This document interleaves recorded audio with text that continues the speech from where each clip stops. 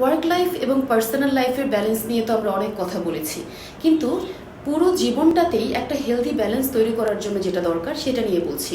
আমাদের জীবনে কিন্তু অনেকগুলো অংশ বা ডোমেইন থাকে, প্রত্যেকের জীবনেই থাকে। সেই ডোমেইনগুলোর মধ্যে একটা হেলদি বাউন্ডারি ড্র করতে পারলে আমরা খুব ব্যালেন্সড একটা লাইফ লিড করতে পারি। যেমন ধরুন, বাজার থেকে আপনি ফল কিনে নিয়ে এসেছেন, সেই ফলগুলোকে আটসাট করে একটা ব্যাগের মধ্যে রেখে দিলেন। একটা ফল যদি পচে যায়, সেই পচন কিন্তু বাকি ফলগুলোকেও এফেক্টেড করবে। কিন্তু আপনি ফলগুলোকে যদি আলাদা আলাদা করে একটু দূরে দূরে রাখেন, একটা ফল পচে গেলে আপনি সেই ফলটাকে সরিয়ে ফেললেন, বাকি ফলগুলো কিন্তু অক্ষত থাকছে।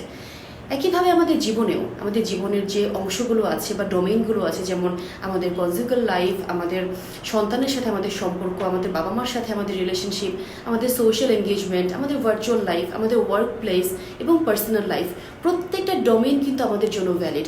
প্রত্যেকটা ডোমেইনের মধ্যে একটা হেলদি বাউন্ডারি ড্র করতে পারলে বা কম্পার্টমেন্টালাইজ করতে পারলে আমাদের পুরো জীবনের মধ্যে একটা হেলদি ব্যালেন্স তৈরি করা সম্ভব হয়।